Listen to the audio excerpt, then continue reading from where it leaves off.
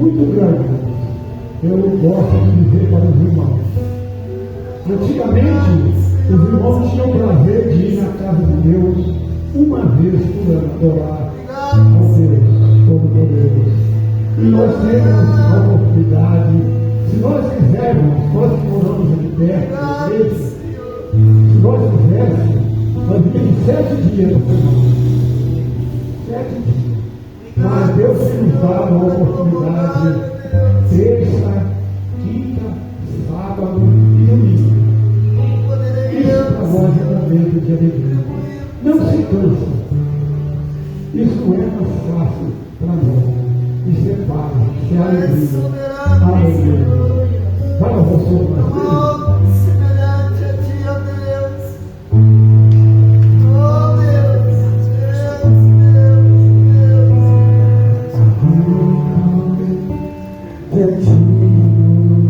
Só é aqui de ser louvado nessa noite.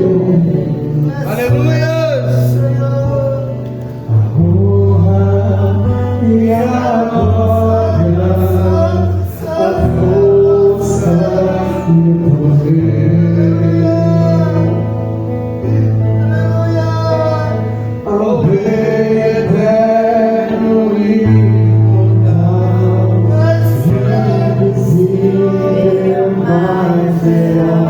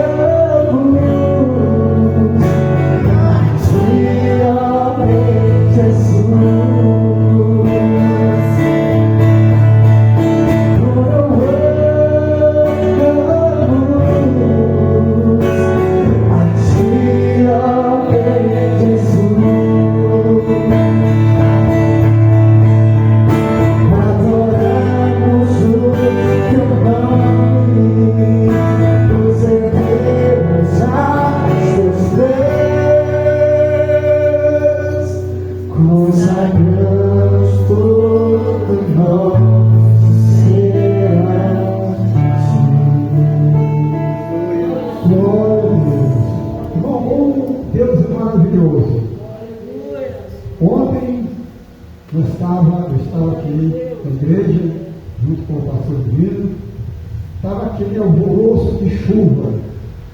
Nós estávamos esperando uma grande tempestade. E de repente acabou tudo. Hoje o tempo estava aqui até me pegou na surpresa. Eu senti o cheiro da poeira. Quando eu olhei o asfalto molhado, olha, aleluia, o quanto o nosso Deus, Ele é bom. E como Ele age, o pensamento dele não é o nosso pensamento. Ontem nós estávamos esperando chuva. Hoje a gente vinha, estava tudo claro, não tinha nuvem nenhuma. E de repente Ele mandou essa chuva maravilhosa.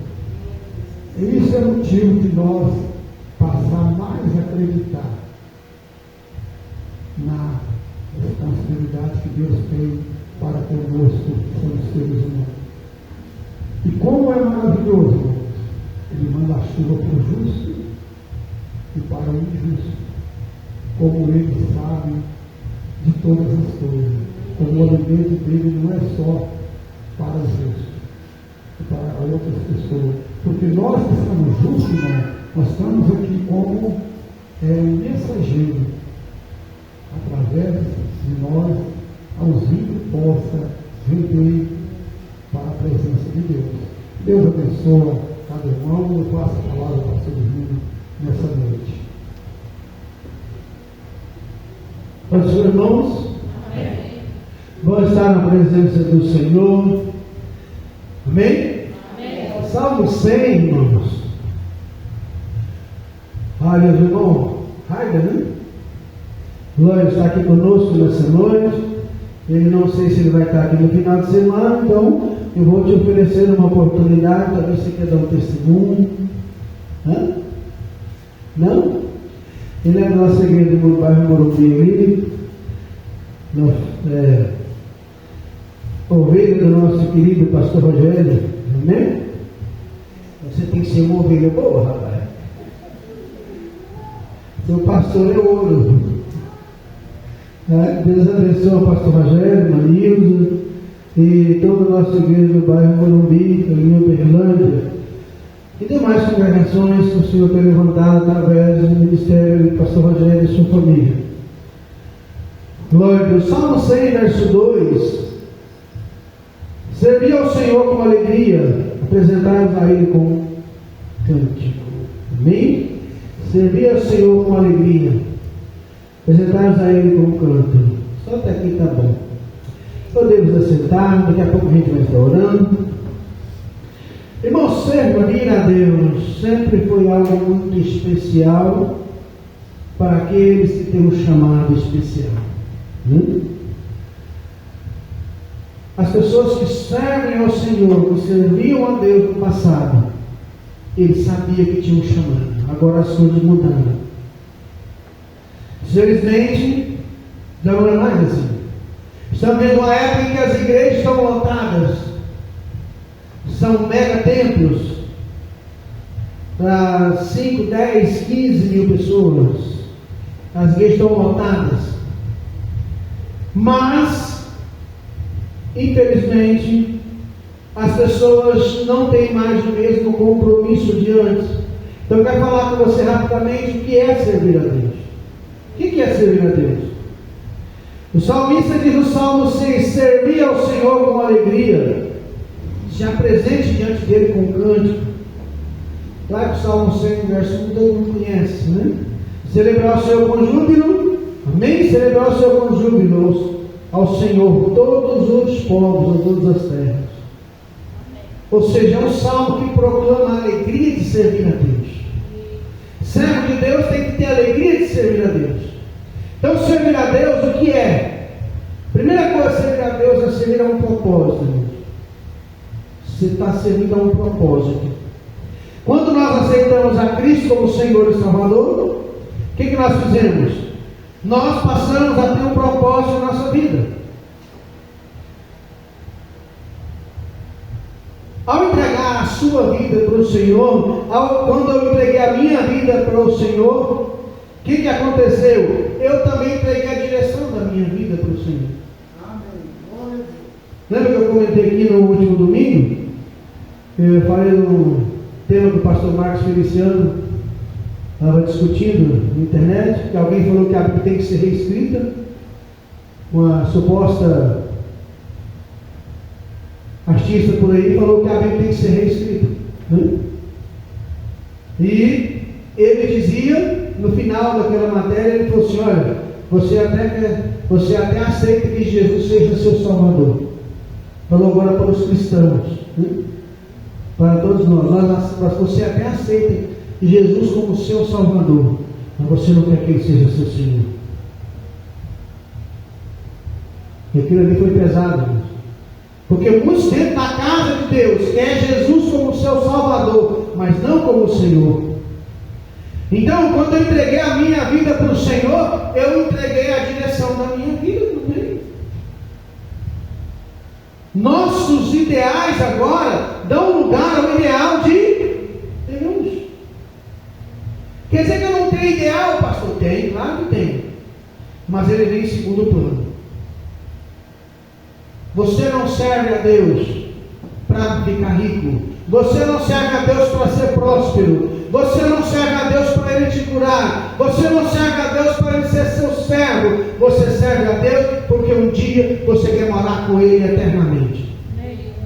Isso é o que eu aprendi no passado. Foi assim. Porque os meus objetivos vai dar lugar ao objetivo de Deus. É ou não é? A gente deixa de pensar em nós. Por que lá em Efésios capítulo 5, Paulo fala do servir a Cristo, ele compara com o casamento? Lembra? O apóstolo Paulo em Efésios capítulo 5, ele compara o casamento à nossa fidelidade a Cristo. Por quê? Porque quando você aceita a Cristo como seu Senhor e Salvador, agora é como o marido quando ele se casa. A sua obrigação agora não é pensar em si. Primeiro você vai pensar na sua esposa. Você, irmã, primeiro vai pensar no seu marido.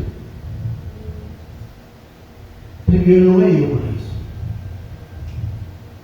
Né? Já citei aqui o Padre Zezinho, uma vez ele falando, ele falou assim: olha, nós gostamos do termo de posse. É minha esposa, meu marido, meu filho. Aí ele substitui. É uma coisa bem simples. Não é minha esposa, eu sou o marido dela. Eu sou o pai dele. Eu sou esposa dele. O que você está dizendo? Eu sou dele, eu sou dela, eu sou o pai dele, eu sou dele. Onde tem uma diferença enorme. É uma diferença astronômica. Né? Por quê? Porque agora os seus ideais vão ser colocados em segundo plano. Primeiro a vontade de Deus. Primeiro eu vou pregar lá em Nínive. Primeiro eu vou fazer a vontade de Deus. E eu vou esperar que Deus realize a sua vontade para depois eu fazer a minha.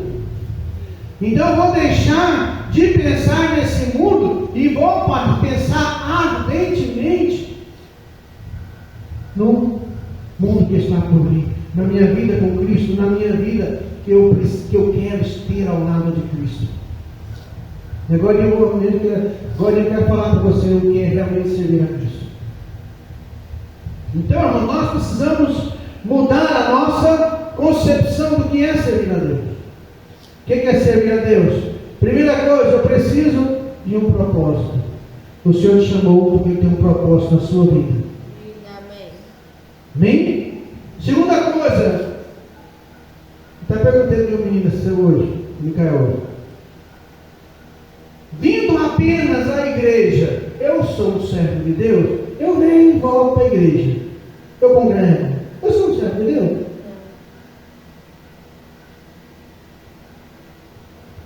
Quem vem apenas à igreja, frequenta a igreja, os cultos, ele é uma pessoa que ele pode até conhecer a igreja, mas dificilmente vai conhecer a Deus.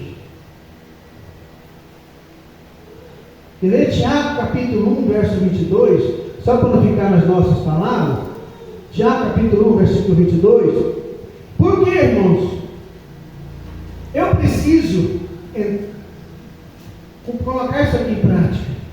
Tornar-nos, pois, praticantes da palavra, e não somente ouvintes, enganando a vós mesmos. Você quer ser um servo de Deus? Pare de entrar na igreja e sair sem ouvir. Já leu Apocalipse capítulo 1, versículo 3?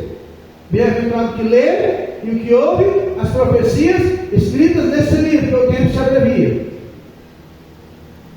Então, Tiago diz, irmão, torna-te praticante da palavra. Não é só ouvinte, não.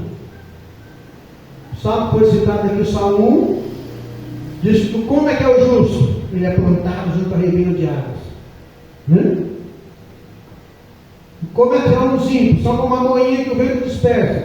Ou seja, são levados pelo vento. Crente não é levado pelo vento, não. O servo de Deus não é levado pelo vento, não. O servo de Deus, a luta vem e ele é fiel. A luta vai embora e continua fiel.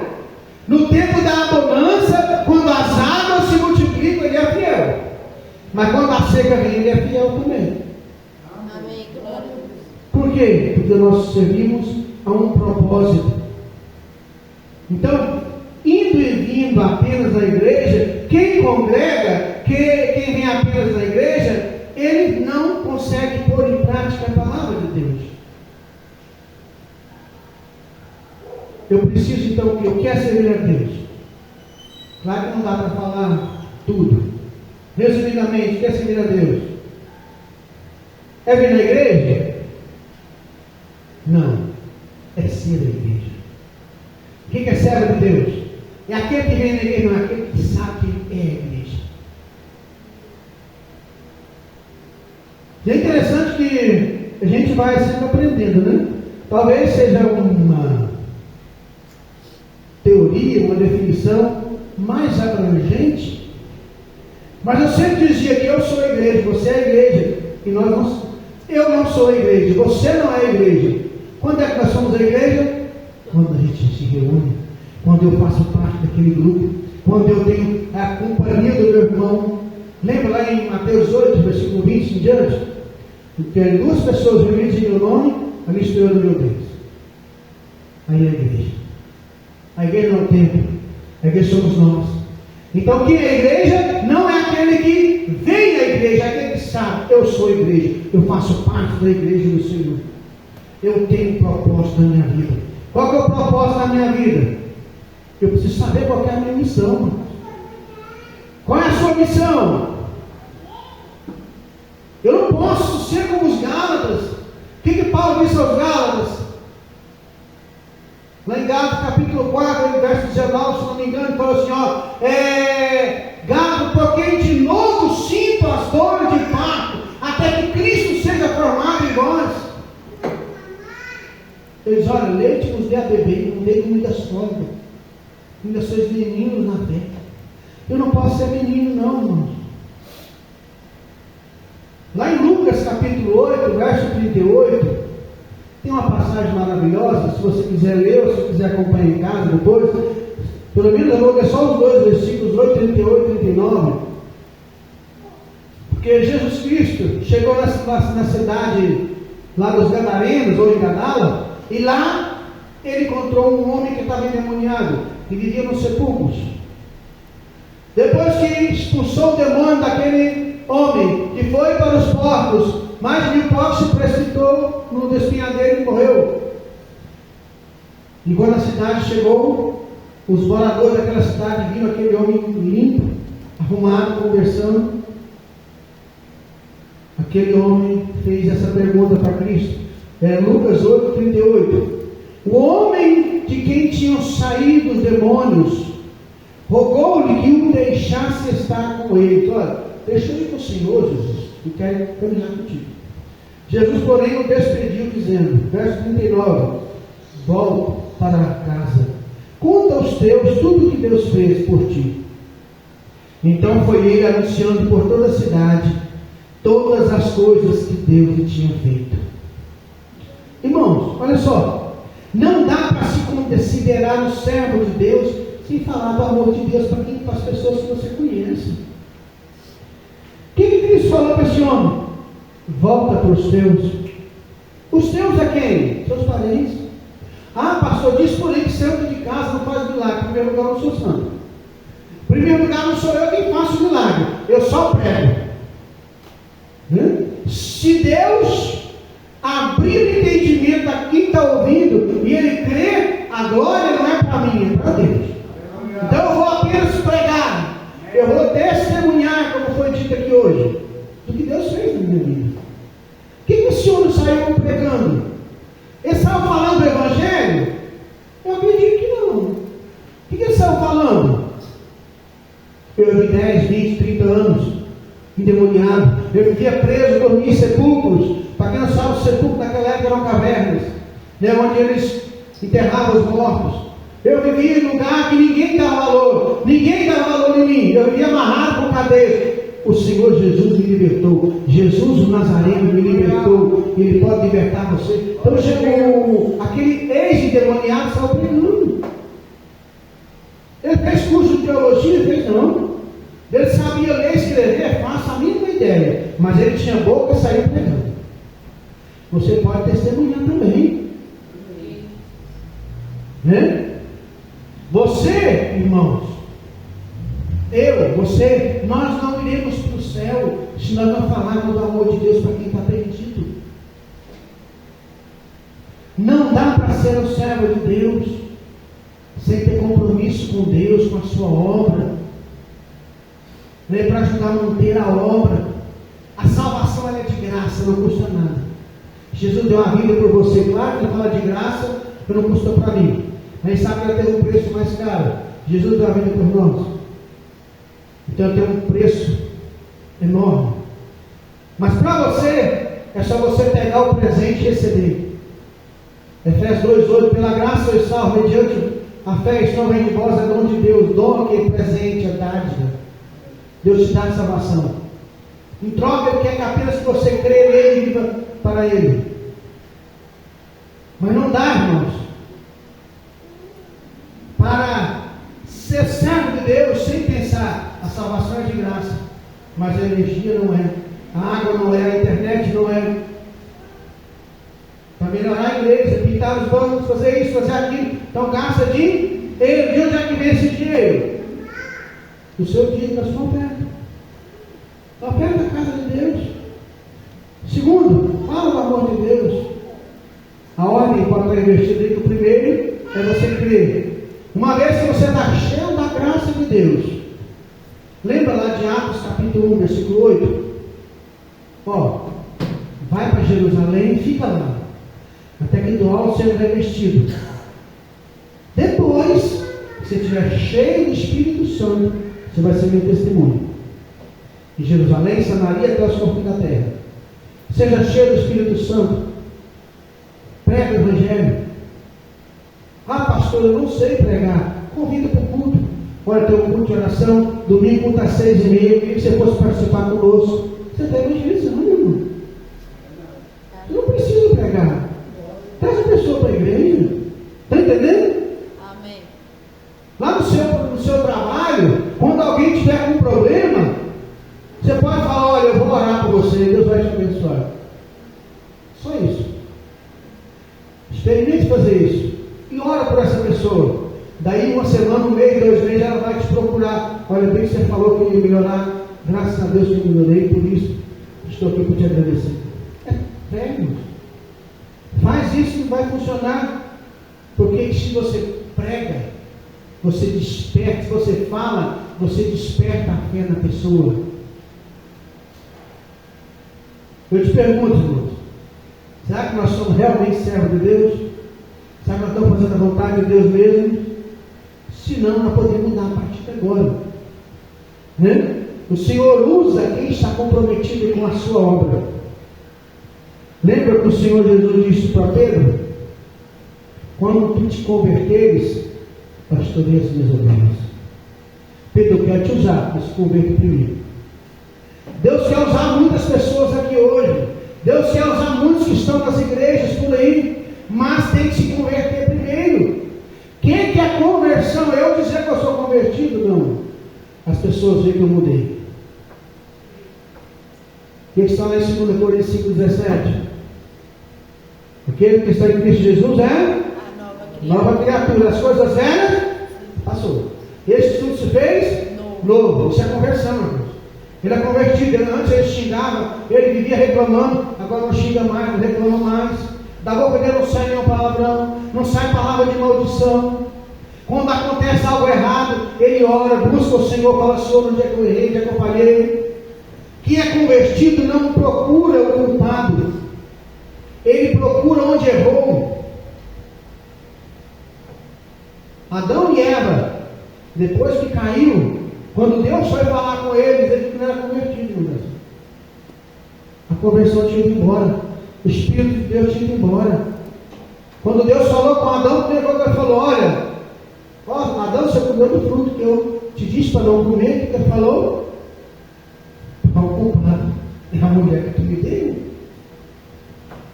Quem não é convertido quer achar o culpado.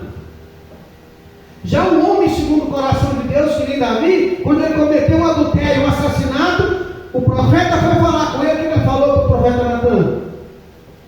Eu pequei. Realmente eu pequei. Ele não titubeou, ele reconheceu o seu erro. O pecado dele foi enorme, mas a conversão dele era tanta que ele soube ter humildade para dizer: realmente eu pequei. Sabe qual que é o erro dessa geração, irmãos? Não é seu que está aqui hoje, não é seu que está ouvindo, não, irmãos. É da geração. A humildade está acabando. Mateus 11, 26 a 28 não está existindo mais nas igrejas. Não estou falando no mundo, não, irmão. É no meio do povo de Deus. Nós estamos prova disso. Como é que as pessoas gostam de orar hoje? Já reparou? Já viu alguém ser batizado do Espírito Santo de joelho? Isso é uma raridade hoje em dia. Porque ninguém quer ajoelhar. Ninguém quer se humilhar. A gente quer orar de pé. É só uma tradição agora, irmão. Não, isso é um princípio que vai deixando a humildade de lado. Eu sei que humildade é um estado do espírito. O que eu faço, eu deixo de fazer, vai comprovar se eu tenho humildade ou não. Mas tem algumas coisas que vai nos distanciando da fé. E uma delas é você não reconhecer o seu erro. Vamos ficar de pé. Eu espero que você volte ao primeiro amor. Quando você errar, quando algo der errado, não é nem que você errar, na sua vida, primeira coisa que você vai fazer é saber, Romanos 8, 28, todas as coisas cooperam para o bem daqueles que amam a Deus. Aí você vai se perguntar, se você ama a Deus ou não. Se você ama a Deus, você vai dizer: então o que eu estou passando vai ser para o meu bem. Eu vou crescer, eu vou me tornar um crente melhor, um servo de Deus melhor, um pai melhor, um marido melhor, uma esposa melhor, porque eu amo a Deus. É simples assim. Oremos. Senhor, nós